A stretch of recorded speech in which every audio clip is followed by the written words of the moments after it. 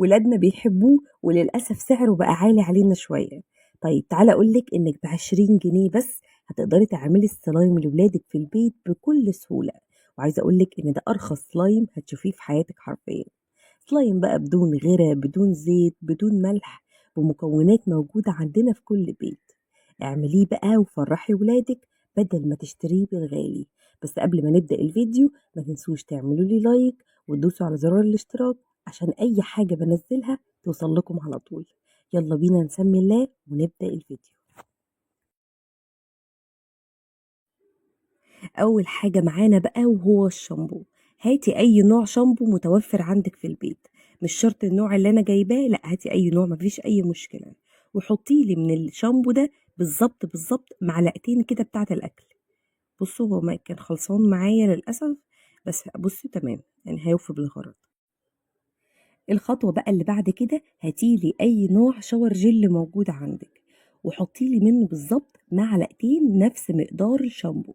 طب أنا ما عنديش شاور جل، ممكن أي شاور بتاع أطفال، ممكن أي نوع هاند ووش عندك، غسول الإيدين يعني، ممكن أي نوع شاور أو أي نوع غسول موجودين عندك حطيلي منهم معلقتين. وأهم حاجة التقليب، الفيديو ده أهم حاجة فيه التقليب يا جماعة، أهم حاجة نقلب كويس جدا من غير بقى ميه ومن غير بقى اي وصفات فاشله موجوده على اليوتيوب. عاوزه اقول لك ان هم بيعملوا الوصفه وبعد كده بيجيبوا سلايم من بره وبيكملوا بيه بقيه الفيديو. عاوزه اقول لكم ان انا والله ما بعمل حاجه الا لما بكون متاكده منها مليون في الميه. طب جربت السلايم ده كام مره؟ انا جربته 7 مرات بالظبط لحد ما وصلت للطريقه اللي ظبطت معايا السلايم. اهم حاجه بس ان احنا نقلب كويس جدا. الخطوة اللي بعد كده بقى هنجيب كده كوباية مية، كوباية الا ربع من المية، هحط عليها بالظبط يعني نقول نص معلقة من حاجة اسمها الدنكار. ايه هو الدنكار؟ الدنكار ده بيستخدموه في المش لما بييجوا يعملوا المش. طب الدنكار ده نلاقيه فين؟ الدنكار ده ممكن تلاقيه عند اي عطار. طب لو في بنات صغيرة بتتفرج عليا، يعني ايه عطار؟ العطار ده الحد اللي بيبيع البهارات والتوابل والكمون والكزبرة وكل الكلام ده. فهتروحي تقولي له انا عايزه ب5 جنيه، عايزه اقول لكم ب5 جنيه والله حبه حلوين، فهيقعد معاكم كتير جدا وهتعملوا منه كذا وصفه. فهنروح عند العطار هنقول له ايه؟ هنقول له احنا عايزين ب5 جنيه دنكار. هنا بقى انا كنت حطيت كده يعني بودره جليتري كده يعني فيها جليتر، عشان طبعا يخلي شكل السلايم حلو. فحطيتها كده وبدات بقى اي جليتر موجود عندك ممكن تحطيه على السلايم هيبقى شكله حلو قوي. طيب ما فيش عندي جليتر في البيت، ممكن تروحي للمكتبه في كده عبوات صغيره بتتباع الواحده ب5 جنيه، ممكن برضو تجيبي منها الجليتر اللي انت حباه. هنقلب بقى كده كويس جدا. الخطوة اللي بعد كده بقى وهو الصمغ السائل. طبعا الصمغ السائل ده احنا بنجيبه من عند المكتبة، وانا مش عاوزه الصمغ اللي هو ناشف كده في بعضه ماسك في بعضه، لا انا عايزه الصمغ السائل.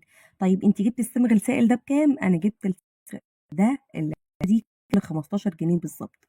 طب هعمل ايه؟ هحط بقى شويه كده بشويه عشان الصمغ ما يتكتلش معايا. اهم في السلايد عشان فهبدا ان انا احط كده شويه بشويه. بس هحط جوه يعني كله ان انت تقلبيه كويس جدا جدا.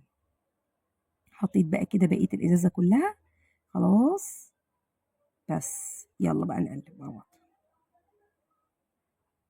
الخطوه اللي بعد كده بقى هبدا احط معلقه من الدنكار اللي احنا عملناه. بصوا بقى كده، يعني يحط مثلا معلقتين معلقه زي ما انت تحبي. اهم حاجه انك تقلبي كويس. بصوا اول ما جيت حطيت المعلقتين بصوا مسك معايا ازاي.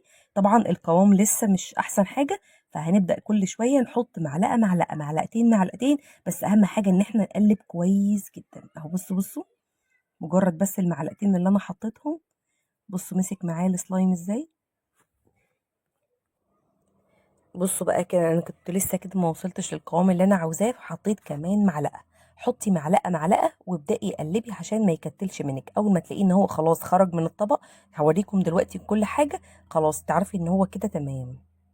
عاوزه بقى اشكر كل متابعين اللي زي السكر، اللي عملوا لي لايكات واللي جاوبوا على السؤال وكمان عملوا كومنتات زي السكر زيهم. عاوزه اقول لكم ان انا بحبكم جدا وربنا يخليكم ليا يا رب. ده كان اجابات الناس على سؤال المره اللي فاتت. طب تعالوا نشوف سؤال المره دي بيقول ايه. سؤال المره دي بيقول: ما هي مهنه الرسول قبل البعثه الالهيه؟ مستنيه بقى ان انتوا تجاوبوا كده عليا في الكومنتات، وتشجعوني بلايك، وتعملوا لي كده برضو بقى كومنتات زي السكر زيكم. عايزه اقول لكم والله انا تعبت جدا في الفيديو ده عشان اوصل لطريقه السلايم الناجحه، فشجعوني بقى كده بلايكات وكومنتات كتير. هنا بقى كان السلايم بتاعي خلاص، جبت كده زي ما قلت لكم، جبت زي برونزر كده من عند المكتبة، جبت لون ذهبي ولون فضي وخلطتهم كده على بعض، وهبدأ بقى احطهم كده على السلايم. عايزة اقول لكم هيدي لون تحفة. هسيب بقى السلايم بتاعي كده يرتاح في التلاجة لمدة ساعة بالظبط، وبعد كده هوريكم شكله بقى. ده بقى شكله كده بعد ما خرج من التلاجة، قعد بالظبط ساعة في التلاجة. يعني اعمليه وروحي اعملي بقى اي حاجة، كملي بقى بقية المطبخ، كملي اي حاجة اعمليه كده للاولاد، والله العظيم هيحبوه جدا وهيفرحوا، وانتي كمان هتكوني وفرتي. يعني احنا بالظبط كل الكلام ده كلفنا بالظبط 20 جنيه، ب5 جنيه دنكار و15 جنيه صمغ. فعايزه اقولك مش حاجه جنب سعر السلايم دلوقتي في السوق. عايزه اقولك ان كل كمان ما بيقعد كل ما بيبقى احلى واحلى. انا هنا ده انا كنت عامله لون ابيض، يعني حبيت اللون السيلفر ده قوي، بس طبعا هعمل الوان تانية وهتشوفوا كل حاجه معايا. شايفين بقى الفقاقيع الجميله؟ عايزه اقول لكم ده احلى حاجه في الحياه بجد، السلايم ده حلو قوي قوي. يعني ازاي بجد كده الواحد ما كانش بيعمله زمان. انا حرفيا بص هو بيمسك في الايد كده يا جماعه، بيلزق في الايد، ما تقلقوش، يعني واحده واحده زي ما اقول لكم، من كتر الاستخدام فيه هيبقى جامد جدا معاكم. هوريكم بقى إيه لما قعد شويه كده، قعد كمان ساعه، هوريكم بقى حطيت بقى عليه الوان كده براحتي، لون اخضر، وبعد كده رحت حطيت لون هوريكم كل حاجه معايا. حطيت بقى عليه لون احمر، وكمان حطيت عليه لون اخضر. شايفين بقى القوام بتاعه عامل ازاي؟ بصوا والله العظيم احسن من اللي احنا بنشتريه من بره 1000 مرة. وقعد معايا فترة طويلة قوي قوي قوي، لحد ما بنتي زهقت منه ورمته. اقول لك يعني طريقة متجربة، جربيها على ضمانتي. الحمد لله الحمد لله ان انا وصلت لاحسن طريقة ما فيهاش كذب وخداع على المتابعين. وبس كده، ده كان نهاية الفيديو، والوقت معاكم بيجري بسرعة. وبإذن الله نتقابل في فيديو جديد وفكرة جديدة، والسلام عليكم ورحمة الله وبركاته.